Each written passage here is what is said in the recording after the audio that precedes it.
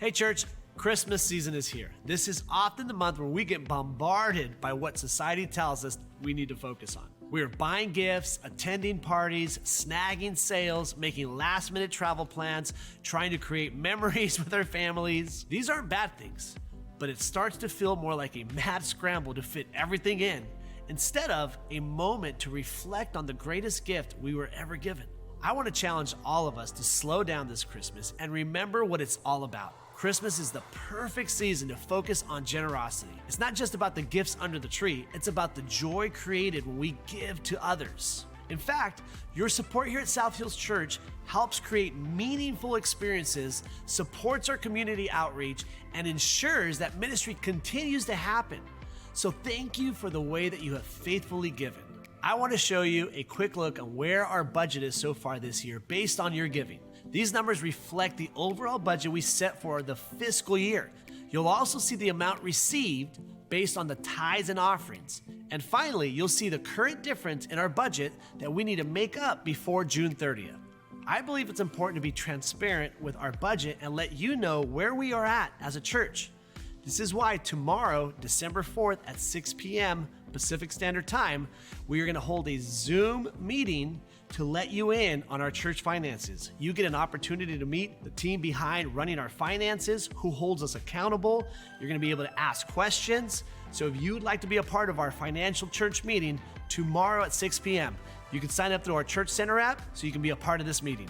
As we approach the end of the year, it's a great time to be thinking about how we can make a difference through our giving. Oh, and don't forget that when you give before the year wraps up, it's all tax deductible. One more added bonus as you're thinking about what God might be asking you to do this holiday season.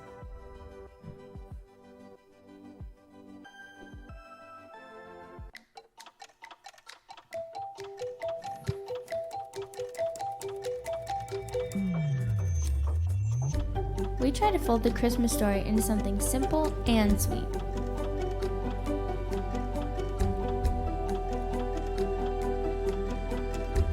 But the characters aren't at all two-dimensional.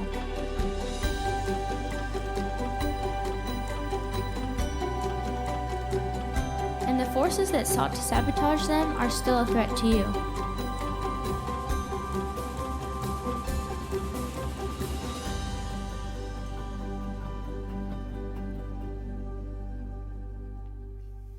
Good morning.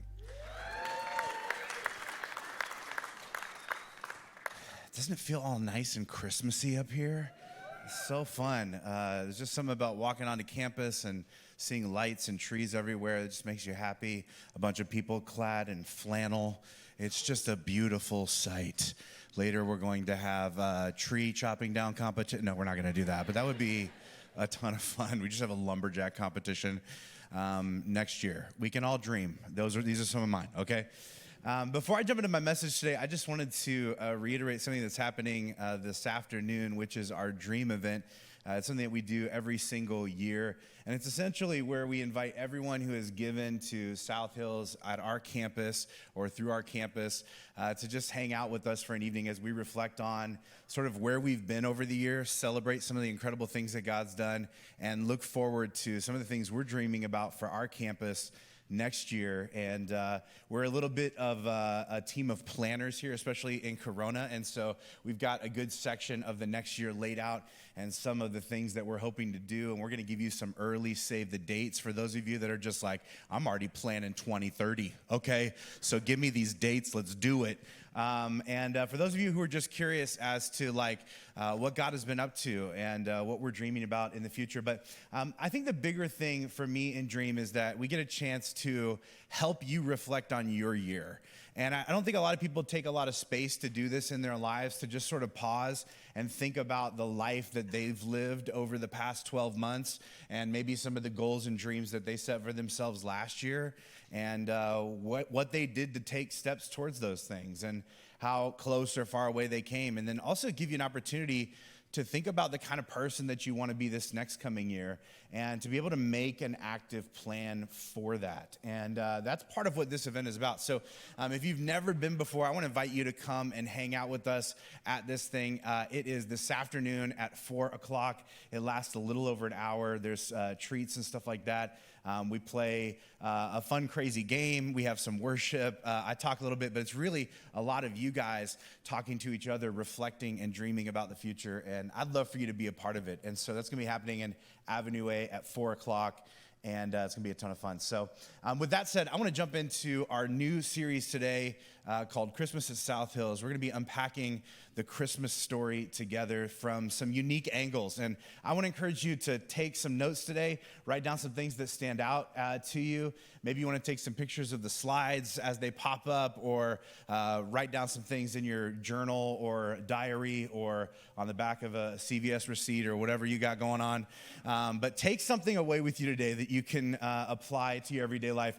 And the title of my message today is The Feeling in the Air. The Feeling in the Air. Because at Christmas, it feels like Christmas. You know what I'm talking about? Like you go into places, you go into stores, and everyone's sort of in the Christmas spirit. And I remember like the day after Thanksgiving, you know, just walking into any store, right? And suddenly Christmas music is blaring and everybody's in the mood and there's holiday specials, you know, and you're like, holiday specials already? But we're already moving in that direction. And there's just something in the air that tells you that it's Christmas, whether it's the music, whether it's the way people are interacting and reacting to things.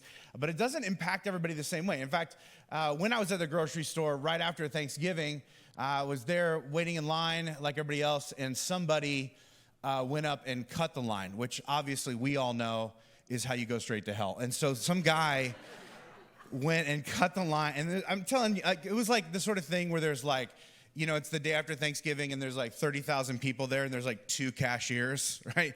And they're just they look like they're struggling, and so we're all waiting, and this guy cuts like 30 people and gets in line, and it's kind of like, you know, we're all not like that excited about it, but there was one lady who was just not having it, and she like leans out of the line, and then she leans out some more. And she's just looking, and like she looked frazzled. She looked like the type of person where it's like, don't cross this lady, maybe ever, but especially today. She did not look like she should be trifled with, you know what I mean? And she steps out of the line, and she like, everyone's kind of murmuring like, okay, I believe that. And she's the one who says something. How many of you are that person? You're the person that's like, I'll say something, right? This is this lady. And she was like, hey! And like everything gets all quiet, you know? And we're just like, oh, what is going to happen? And people are starting to get out their phones so they can like stealthily record this in case it goes viral. And she goes, what are you doing? And he's just like, oh, I gotta get out of here. Like he's the only one who has things to do. And what, like, I love the excuse, like we're all going to be like, oh yeah, he's got to get out of here. So we should probably just let him. And she was like, I don't think so. She was like, you are not allowed to do that. And then she says this, it's Christmas. Which made me laugh. And then I was the only one laughing. And then it looked like I didn't support her. And I'm like, hey, I got your back. You know, I'm not trying to mess with you either. And it was just, not Christmas. It's not technically Christmas. It was the day after Thanksgiving, right? It's like you're barely like sneaking into the Christmas season. But like, what's funny was no one questioned what she said. Like everyone was just kind of like, yeah. Like they all had that sense like, yes. Because there is this sort of sense that we all have like that when something goes wrong, that's horrible. But when it goes wrong around Christmas time, that's plain evil, right?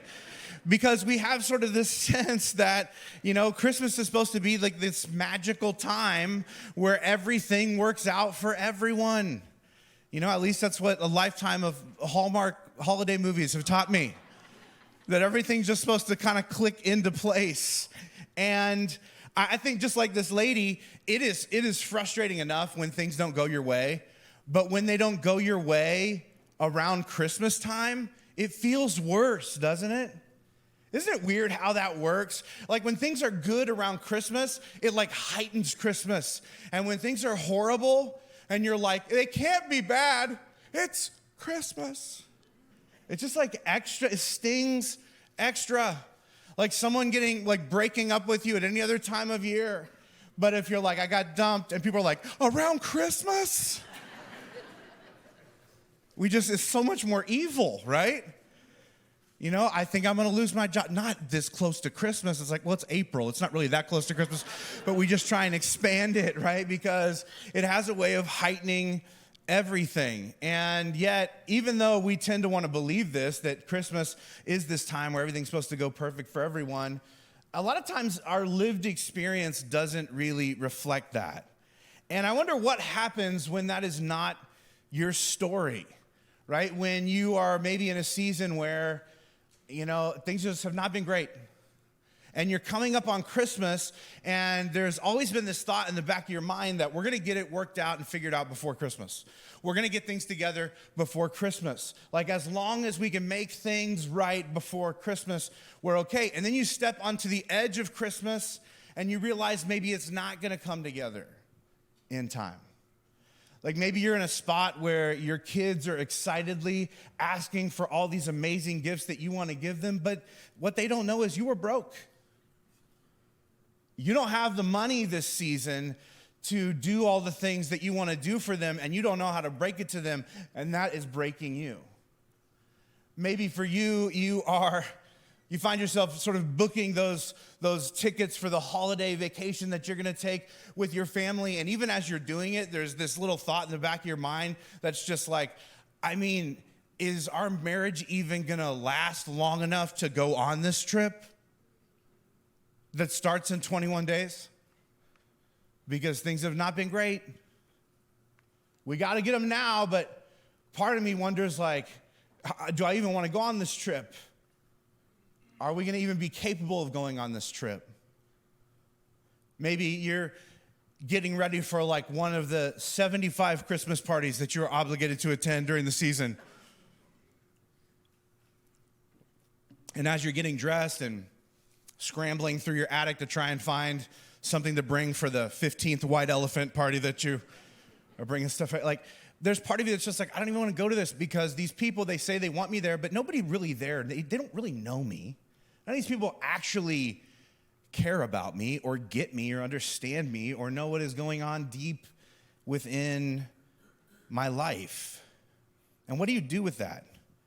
Like when you hit Christmas, but you're not feeling very Christmassy, like what do you do with that? Because you don't want to put a damper on everybody else's Christmas, but it's hard to sustain excitement for what's going great for everyone else when nothing is going great for you. And a lot of times it's like, I don't know what to do with that. Because everything that everybody else has during this season just seems to draw more attention to what you lack. And you're not allowed to write that realness in a Christmas card. Just a picture of your family all sad.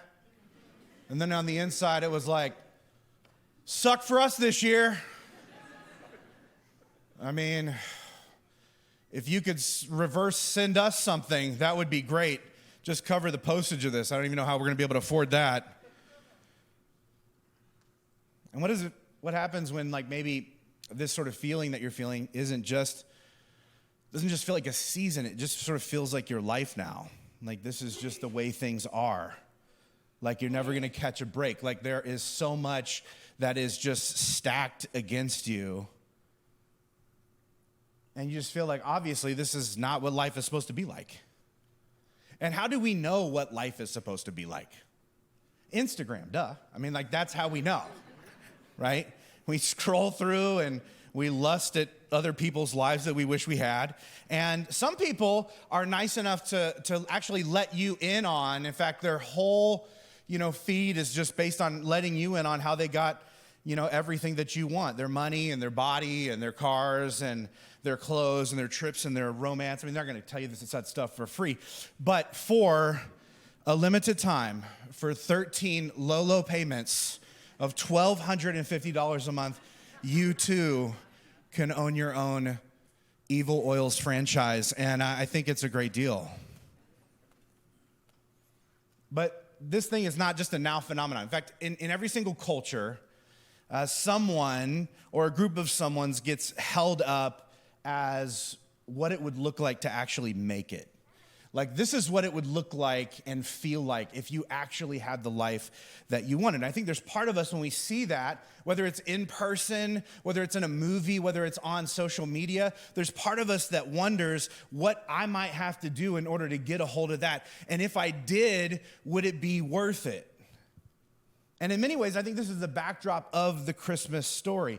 And the enviable lifestyle that everyone wanted the first Christmas wasn't Jesus's, it was Herod's.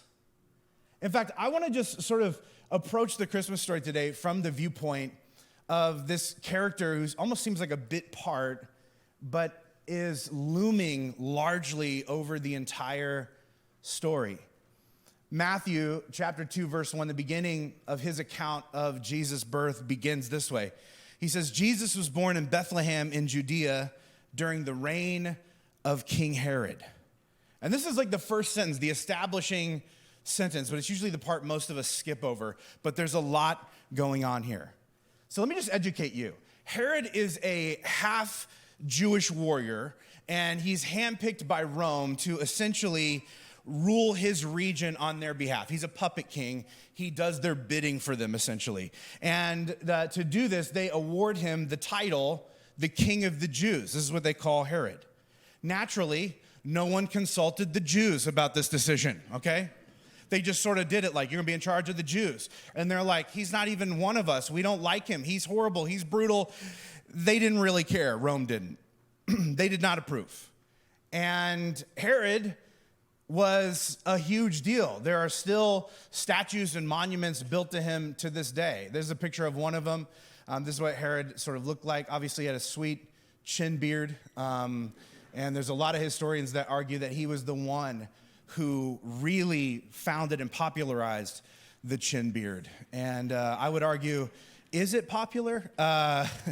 It just looks like, what if we just all wore, a chin strap to a helmet at all times, and it's worse that he has a bowl cut. And so that's what's happening here. But he was a fierce warrior. And in fact, the thing that he was most known for outside of the chin beard was he was absolutely brutal. He used brute force, threats, and intimidation to get his way. In fact, the ancient historian Josephus, who's a secular historian who lived around this time, the time of Jesus and the New Testament being written, writes this about one of Herod's battles. He says, troops poured in. A scene of wholesale massacre ensued. Herod's army was determined to leave none of their opponents alive. Masses were butchered in the streets, crowded together in houses, with no mercy shown to infants or the old or the weak or female.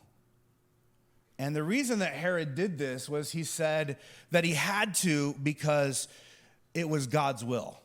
It was God's will that he massacre thousands of people so that he could gain control, the control he was meant to have. Is this God's will? Right? Is this the way that God does things? Is this what God really wants? These are questions that a lot of Jews were asking themselves at this moment. But this guy wasn't just powerful, he was also rich. In fact, a lot of historians say that he was probably the richest person who ever lived. Not just then, but ever in the history of ever.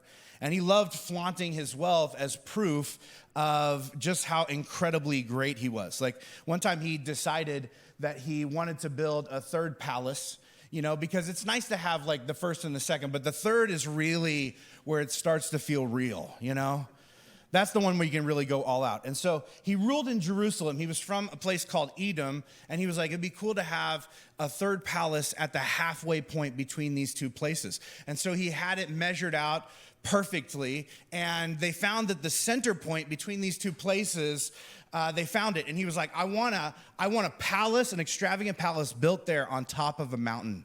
And they're like, we'd love to do that. There are no mountains there. It is flat desert. In fact, it's kind of in a little bit of a valley. And he's just like, I don't care, get it done. And so they did. They built him a mountain in the middle of a desert valley, and they built a palace on top of it. He called it Herodium, And it was extravagant. You can see the man-made mountain that exists right there. Who wanted to be on that crew? No one, right? What a horrible job to have to do. It had a racetrack, it had gardens, it had luxury apartments, the biggest pool ever built at that time, which was 9 feet deep with a gazebo in the middle that you can kind of see there, that was filled with snacks, but you could only get there by boat. And I just love that everything about this sounds like it was designed by an 8-year-old. And that just, like, could we just build a mountain and then put a castle and then like, oh, let's get a gazebo with snacks. And then maybe we could boat there and back. Oh, that'd be so fun. And ponies, we need ponies. That's literally what he had. That's crazy. He wanted to build a state-of-the-art city on the coast. This is another dream he had, but it was all swamp, right? The coastline was unbuildable. And so he was just like, that is an unacceptable answer. And so he had his people build these giant dams and drain the marsh. And then he brought in all this rock and concrete, and he built a new coastline, and then he built his city on top of it, and he named it Caesarea because he was a little bit of a suck-up. Caesarea, really? After the Caesar? And the place was insane. This is essentially what it would have looked like back in the day. You can see like the buildup around there is all man-made. And the city that he built coming off of it. There's this legend, though, that at one point after it was built, it was completed, he was sailing by on his way back from Rome, and he saw the city that was like his dream city from the water after they'd completed it. And everyone's like, we don't even know how we did it. We innovated and invented things to even make this happen. And he saw it, and he starts freaking out and screaming, and he starts yelling, it's not beautiful enough. I want the whole thing covered in beautiful marble. And so they did it. They tore the entire city down and rebuilt it out of marble, imported from other locations. It took them an additional 12 years. And when it was done, he was like, now that's a city. Everything he did was like this. It was huge, it was expensive, it was impressive, and he did a lot. He built palaces and gyms and temples and theaters and roads and baths and aqueducts and colonnades. He funded technologists and artists and innovators and athletes. And how did he afford all this stuff? Easy. Taxes. In fact, Rome notoriously overtaxed their people, especially at this time in history, and Herod was the worst of it. There are historical records that the people, especially the lower and middle classes, were being taxed up to 80 or 90% of everything they had. A little on the steep side. In fact, Josephus, the same ancient historian who lived through this time period, wrote that Herod's tyranny reduced the entire people to helpless poverty. So he's living well, his friends, his family, but nobody else is, because he's taken from them to build himself up. And he had a lot of people living with him. In fact, throughout his life, Herod had 11 wives and 43 kids.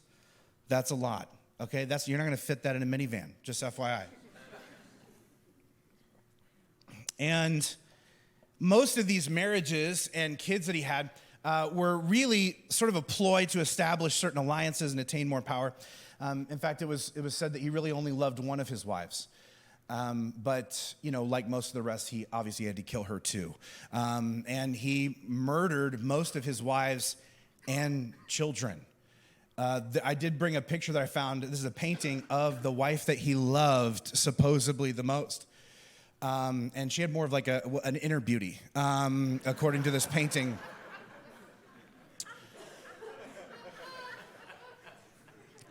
But he loved her deeply, and then killed her. He was just so paranoid and so jealous of everything that he eliminated everybody around him. In fact, of his kids, he murdered a lot of them himself. The rest were hired hits.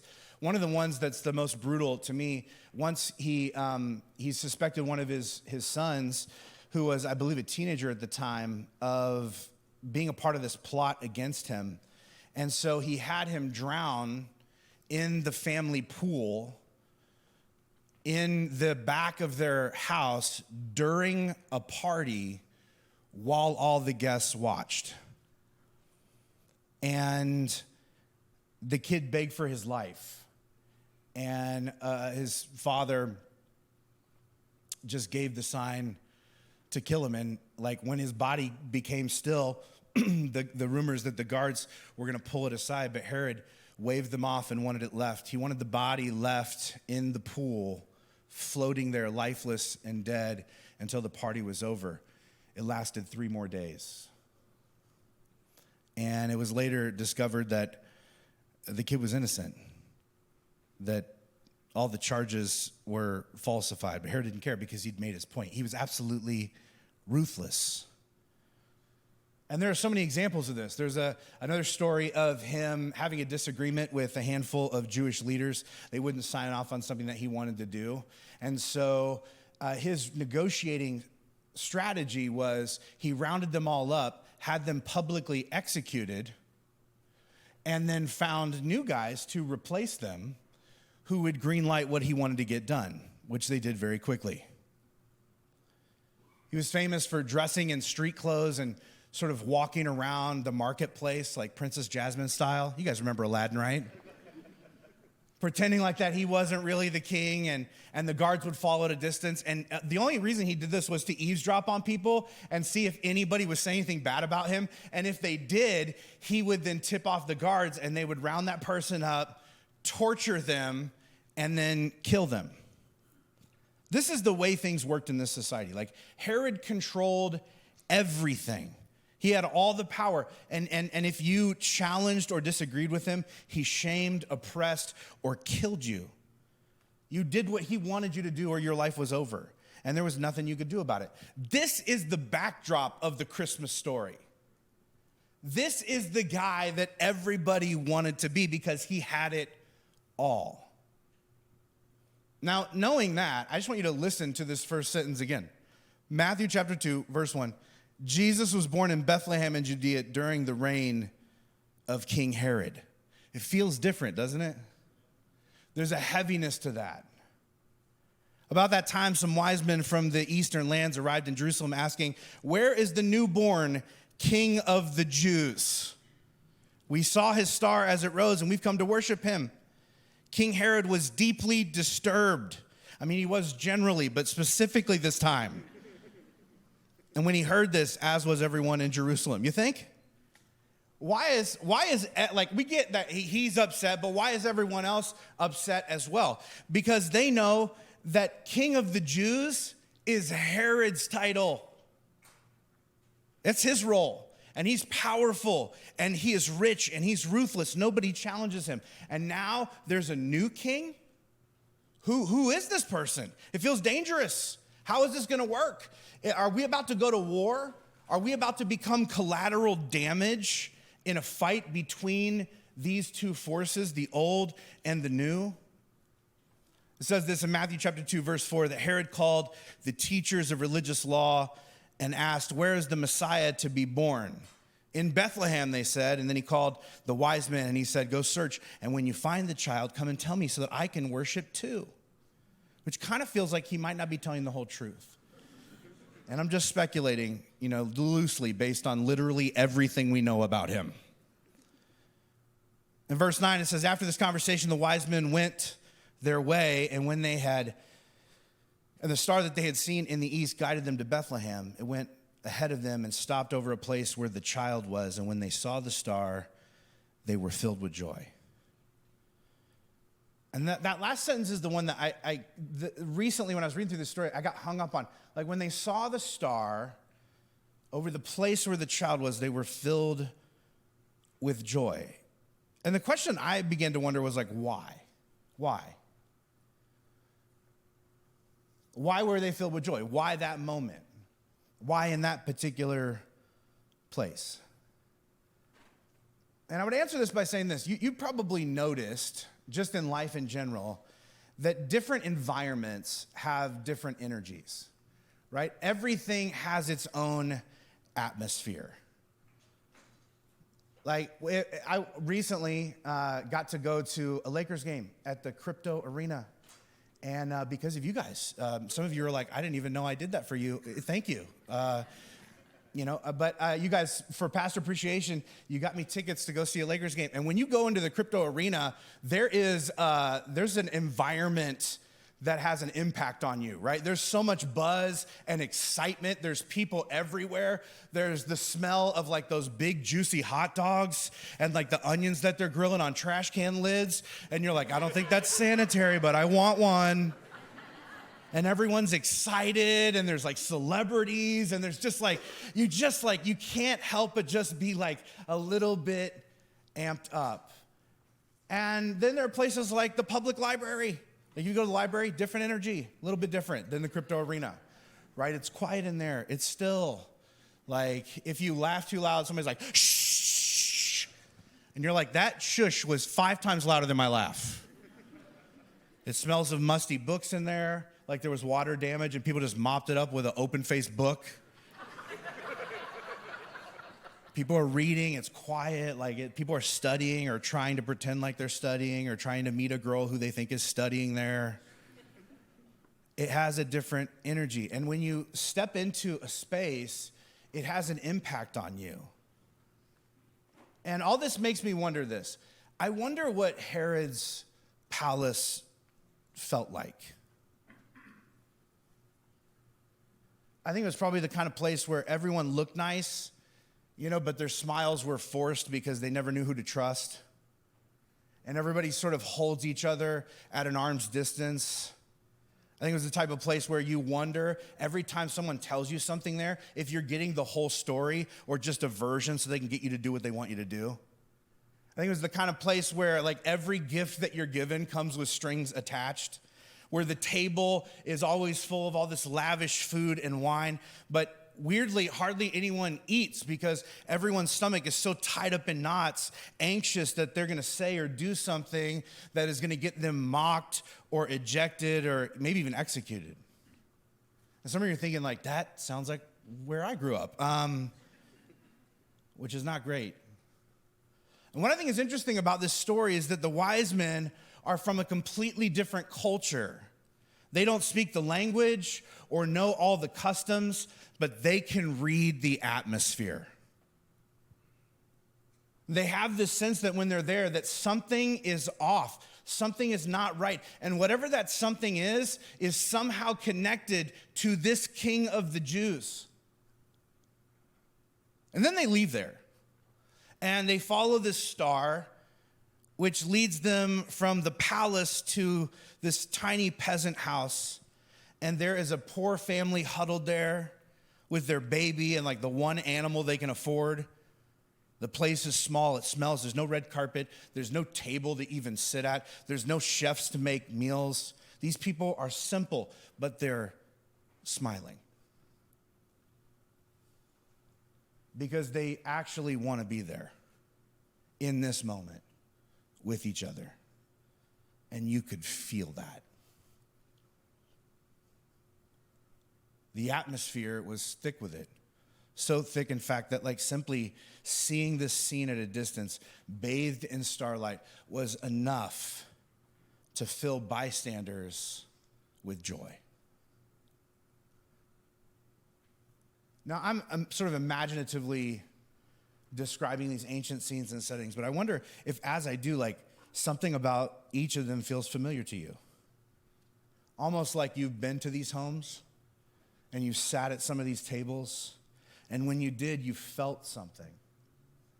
And the reason for that is like our bodies have this sort of strange way of knowing things before our brains can piece it all together. You ever go into some place and just something is off and you can feel it, and people are like, what's the matter? And you're like, I don't know yet, but I know, right? You know in your gut, but not in your head. Something that your body is trying to warn you is not right.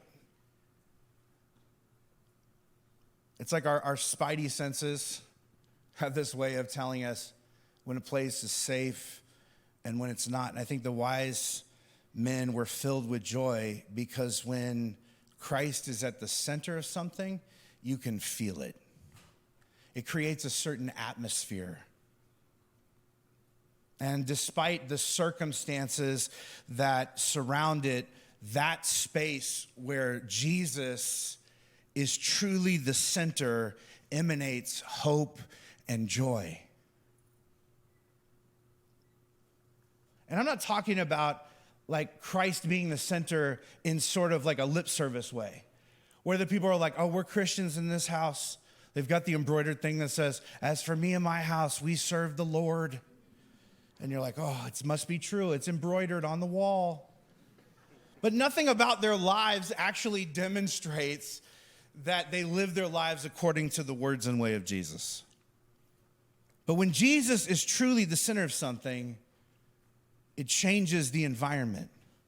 And these wise men in this story, they're foreigners. Like, they don't know prophecies. They don't know all of the theology. They don't know the things that they're supposed to believe, but they know how this place feels. And they can see on the edge of this scene with Mary and Joseph and this baby Jesus that this feeling is connected to this baby, that this King of the Jews is different, and they want in. And so they stay a while. They give Jesus gifts. And it says in Matthew chapter 2, verse 12, that when it was time to leave, they returned to their own country by another route. Herod was furious when he realized the wise men had outwitted him. And so he sent the soldiers to kill all the boys in and around Bethlehem who were 2 years and under, based on the wise men's report of the star's first appearance. Brutal. There are actually multiple paintings of this. None of them are pleasant. This is one that is the most disgusting to me. Maybe you can notice that there are just the bodies of toddlers sort of sprinkled on the ground. I don't know if you see the guy in the foreground who is holding something over his head. He is spiking a baby into the ground. And the reason that Herod required this to be done because he needs to be in control. He can't let anyone else infringe on that, his divine right. I mean, it's mind-blowing to think about, and at the same time, after everything you've learned about this guy, is it really all that surprising that this happened? Because anyone who stands between Herod and his sense of control has to go.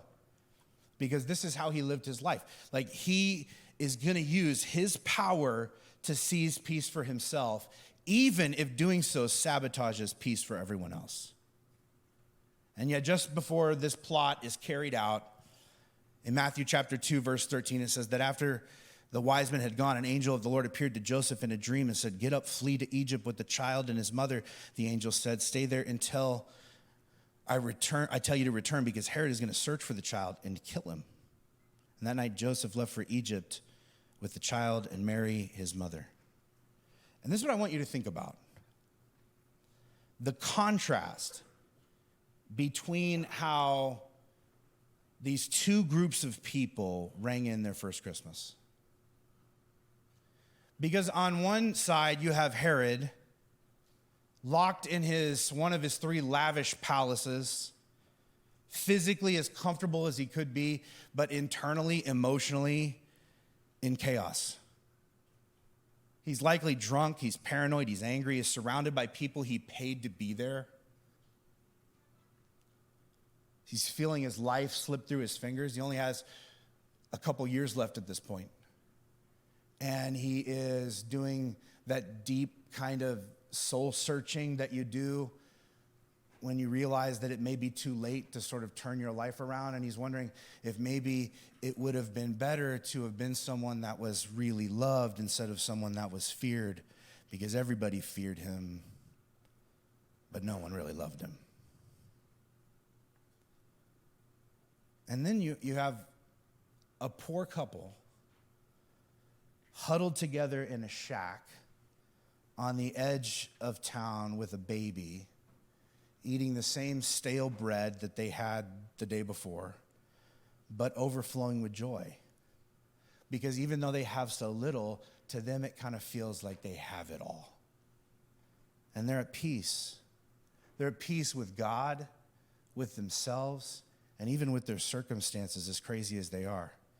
And the reality of it is, we all have a choice between these same two Christmases every single year. Because you get to decide who you're gonna be and the way you're gonna live and what you're gonna prioritize. You do not get to decide if things are gonna go your way or not, but you do get to decide how to respond to them when they don't. And I gotta tell you that the more you try and control the uncontrollable, the more chaos you create and the less joy you experience. Because the more you grasp for power, the more you miss out on joy. This is the way in which life works. But not only will you miss out on joy, so will those around you. Because everything you do is creating an atmosphere. And some of our houses feel more like Herod's than they should. And I know you're thinking like, well, I'm not really like him. Like, I'm not trying to be king of the universe or whatever. And that's true, but I would argue that you probably are trying to be king of your context. Like maybe your version is like, you're an achiever. You get things done, but you feel all this pressure to create all these priceless holiday memories for everybody else. And so you brainstorm and you make lists and you make a plan and then 3 contingency plans on top of that because it's got to be perfect. And so you shop and you cook and you clean and you arrange and you invite, but your expectations feel overwhelming and your anxious scrambling is overbearing to everyone else. No one feels like they can meet your standards, including you, which is why you just decide to do everything yourself. And so you're scurrying about and you're barking orders and you're scowling at everyone who doesn't really appreciate how hard you work because it's never enough. And you need it to be, and they do too, because you're the one that's holding this family together, which is exhausting. And if they just do what you told them to, their lives would be so much better because you get it and they don't. But they won't do what you tell them to. And so you keep pushing and they keep pulling away. But it's like the more you try and use your power to seize peace for yourself, the more they act like you are sabotaging it for everyone else. I think in our pursuit of control, to make ourselves feel okay, we invite in characteristics of Herod. Herod is an extreme example, but don't let the extremity of his control issues keep you from seeing the subtle ways yours are sabotaging the season that we are standing on the threshold of. And here's my question to you. What if this Christmas, instead of trying to control everything, you decided to just do what God is asking of you right now and leave all the outcomes to him? For some of you, you're like, Christmas season is the beginning of scramble season. It's the beginning of forced plan season. It's the beginning of like, how am I going to get everyone in line season? It's the beginning of like, how do I make everything perfect and make everything happen? And how do I get these people to do? And how can I make sure that I stay and this happens? And it is just overwhelming to you and those around you. And I wonder if you just sort of pushed back from that. And we're just like, I'm not going to do the Herod thing this year. When things don't go my way, instead of overreacting and trying to seize control, I'm going to step back and take a deep breath and ask God, what is it that you actually want me to do right now? And it's probably going to have something to do with you addressing something in you, not you controlling what is happening out here with them. I wonder if you doing this may be the beginning of trading the anxiety of the season for true joy. James, the brother of Jesus, wrote this.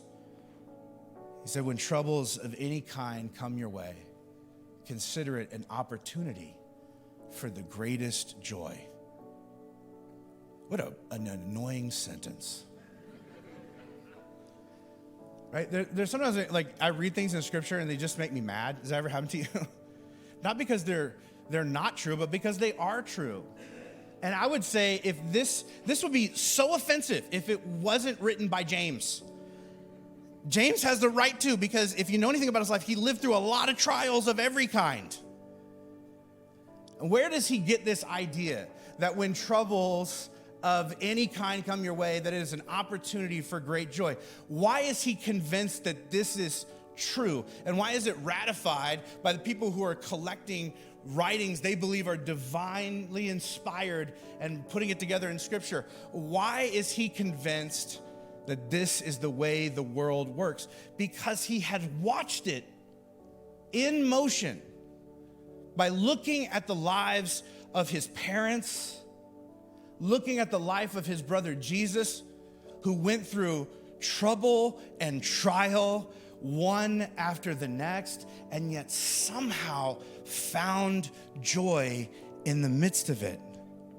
Somehow lived the opposite of Herod all through it, and experienced everything he wanted but couldn't gain access to.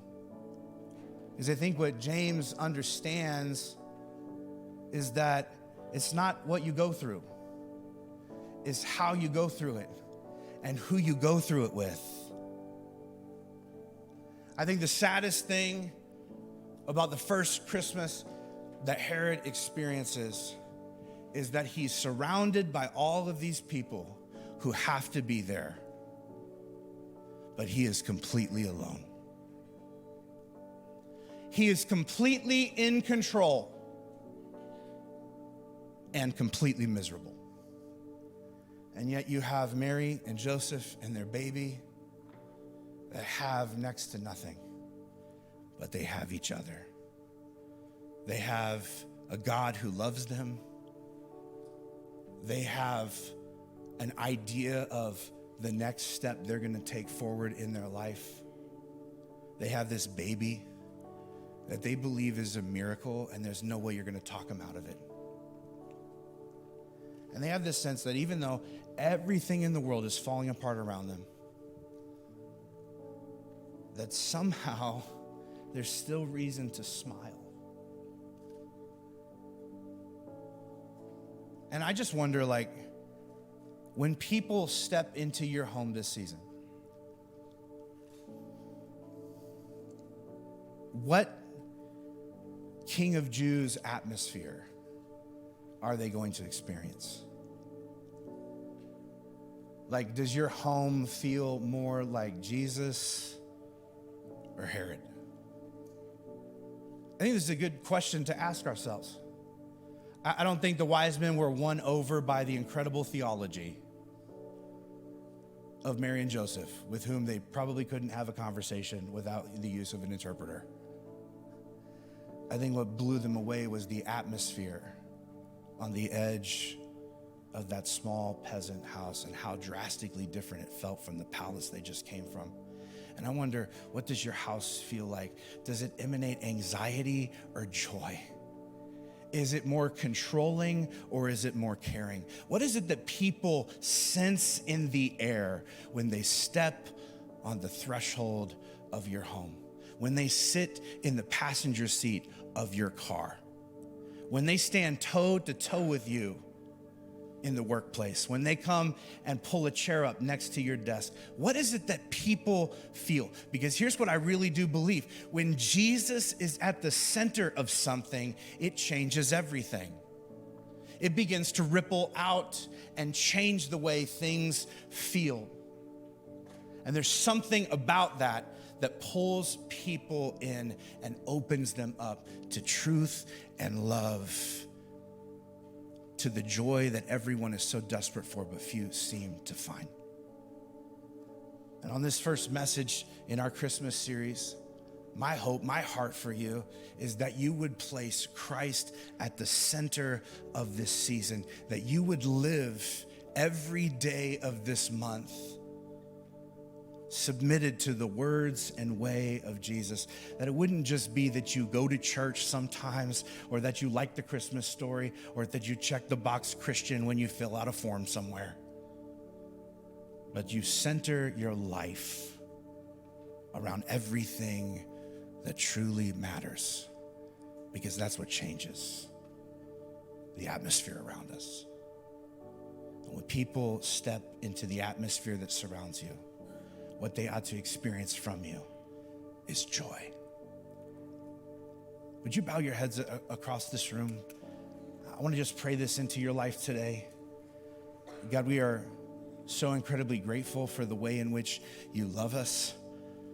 God, for your word, for this timeless story that still speaks volumes to us today. God, we are in so many different places in our lives. We're all in various different seasons. Some of us, we've been looking forward to this Christmas. Some of us, we're dreading it a little bit because we don't have things figured out. We don't have things worked out. The year did not go the way we wanted it to. And we're wrestling with whether or not to seize control, or let the fact that we don't have control of the things we want control of to be the defining factor of this season. Some of us are about to go into scramble mode to try and force our will and our way. And God, I pray that you would focus us on just what you were saying to us during this season, and you would simplify our to-do list, that you would focus us on you, and that as you become the center of everything we say and everything we think and everything we do, that it would transform not just the space in our heart, but the space surrounding our home. Do this in the way that only you can. In Jesus' name, amen.